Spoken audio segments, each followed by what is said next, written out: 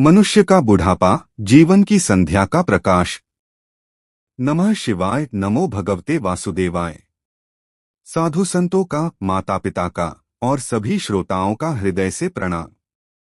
परिचय। बुढ़ापा क्यों महत्वपूर्ण है?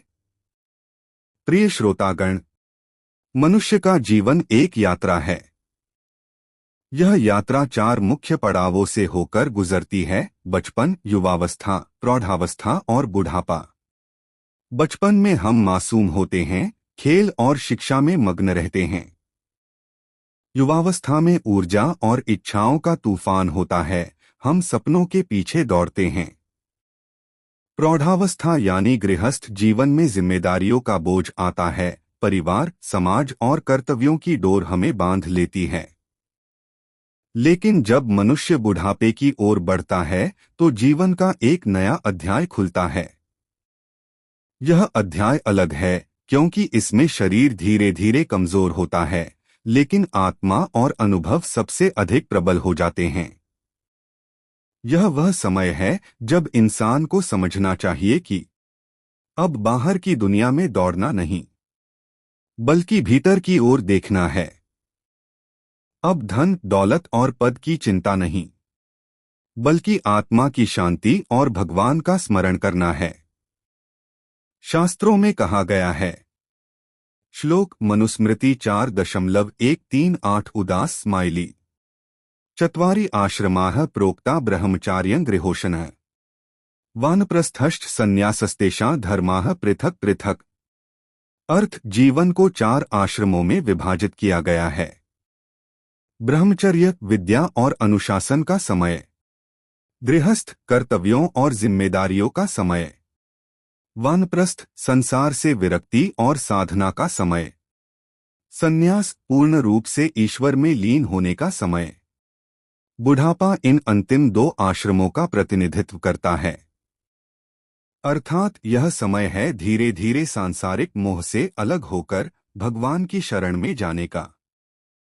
बुढ़ापा कई लोगों को डरावना लगता है क्योंकि इसमें शरीर का तेज ढल जाता है, चेहरा झुर्रियों से भर जाता है और ताकत कम हो जाती है।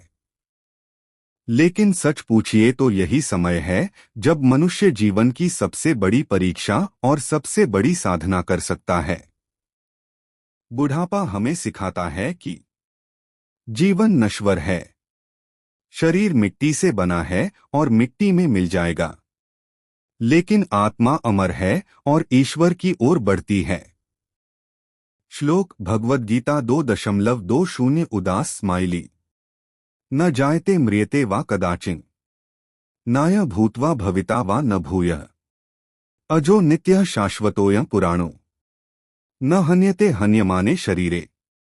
अर्थ। आत्मा कभी जन्म नहीं लेती, कभी मरती नहीं, वह नित्य, शाश्वत और अजरमर है। शरीर के नष्ट होने पर भी आत्मा का विनाश नहीं होता।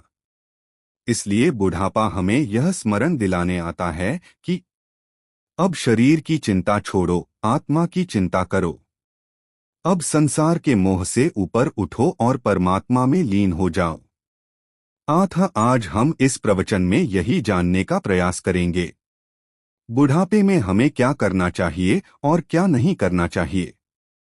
किस प्रकार यह अवस्था हमें भगवान के और निकट ले जाती है, और कैसे यह जीवन की संध्या भी उजली और मंगलमयी बन सकती है। पहला भाग। बुढ़ापे में क्या करना चाहिए। 1. भगवान का स्मरण और साधना।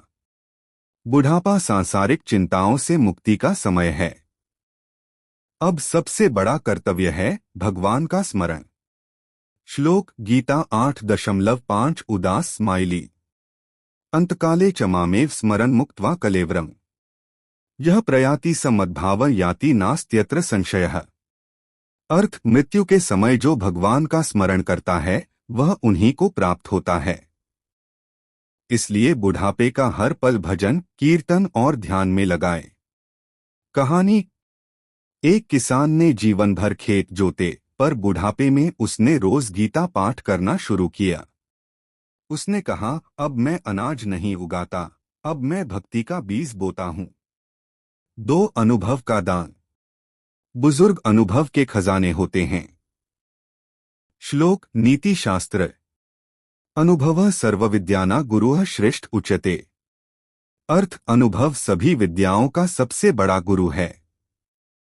बुढ़ापे में बच्चों को कहानियां, संस्कार और जीवन की सीख बांटें। यही उनकी सबसे बड़ी विरासत है। 3 संतोष और तृप्ति। बुढ़ापे में इच्छाओं को कम करना ही सुख का मार्ग है। श्लोक महाभारत शांति पर्व। संतोषात् परं सुखं नास्ति। अर्थ संतोष से बड़ा सुख कोई नहीं। बुजुर्गों को हर हाल में संतुष्ट रहना चाहिए, यही उन्हें शांति देगा। 4 स्वास्थ्य और दिनचर्या। श्लोक चरक संहिता। मात्रांशी सर्वभूतानां प्रियः स्वास्थ्यानुपालकः। अर्थ जो उचित मात्रा में भोजन करता है वही स्वस्थ रहता है। बुजुर्ग हल्का भोजन करें, योग प्राणायाम करें और मन को शांत रखें। 5 क्षमा और प्रेम। बुढ़ापे में सबसे बड़ा आभूषण है क्षमा और प्रेम। श्लोक महाभारत उद्योग पर्व। क्षमा धर्मः क्षमा यज्ञः क्षमा वेदाः समाहिताः। क्षमा स्वर्गं च मोक्षं च यशश्चैवोभयात्मकम्। अर्थ क्षमा ही धर्म है, क्षमा ही यज्ञ है, क्षमा ही स्वर्ग और मोक्ष का मार्ग है। पुरानी कटुताएं छोड़ दें, परिवार को प्रेम दें और आशीर्वाद बांटें। यही बुढ़ापे की सच्ची शोभा है। दूसरा भाग बुढ़ापे में क्या नहीं करना चाहिए। 1 भूतकाल का पछतावा। श्लोक भज गोविंदम। यावत् पवनो निवसति देहे तावत् पृच्छति कुशलंगेः। गतवती वायो देहापाये भार्या बिभ्यति तस्मिन् काये। अर्थ जब तक शरीर में प्राण है लोग हाल पूछते हैं, परंतु प्राण निकलते ही अपना भी साथ छोड़ देते हैं। इसलिए भूतकाल का पछतावा या भविष्य की चिंता छोड़कर वर्तमान में भजन करें। 2 भविष्य की चिंता। श्लोक गीता 18.66 उदास स्माइली। सर्वधर्मान् परित्यज्य मामेकं शरणं व्रज अहं त्वा सर्वपापेभ्यो मोक्षयिष्यामि मा शुचः।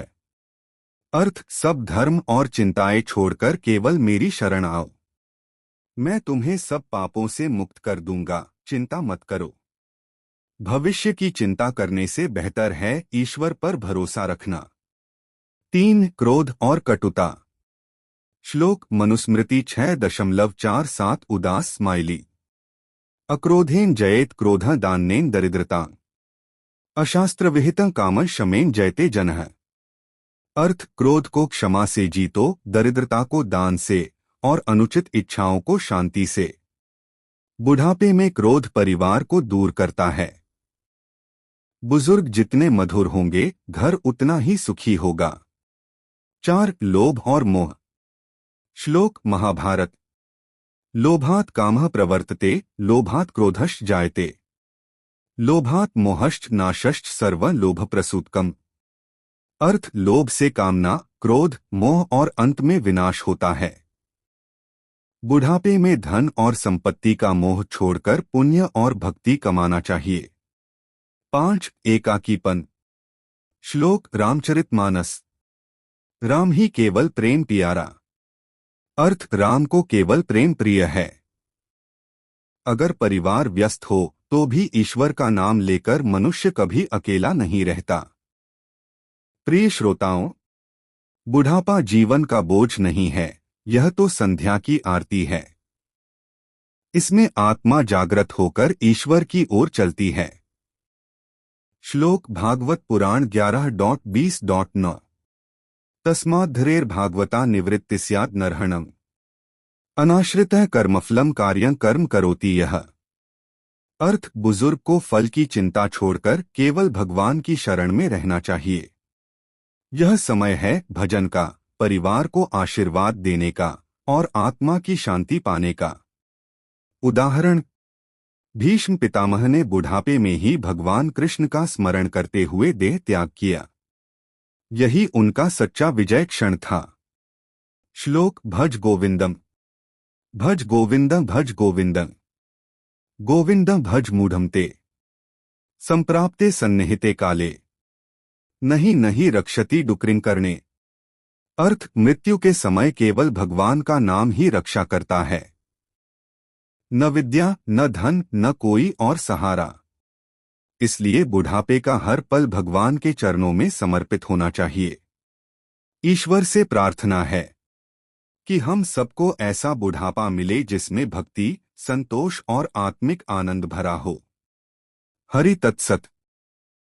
शास्त्र कहते हैं, संतोषात् परं सुखं नास्ति। संतोष से बड़ा कोई सुख नहीं। इसी प्रकार अनेक श्लोकों और गहन व्याख्या के साथ यह प्रवचन आपके हृदय को छू जाएगा। अंत तक सुनिए और आत्मा को शांति का अनुभव कीजिए। इसी प्रकार की और आध्यात्मिक कथाएं, शुभ विचार और प्रेरणादायी बातें जानने के लिए हमारे चैनल को लाइक, शेयर और सब्सक्राइब करें। अपनी राय कमेंट में जरूर लिखें। धन्यवाद। राधे राधे।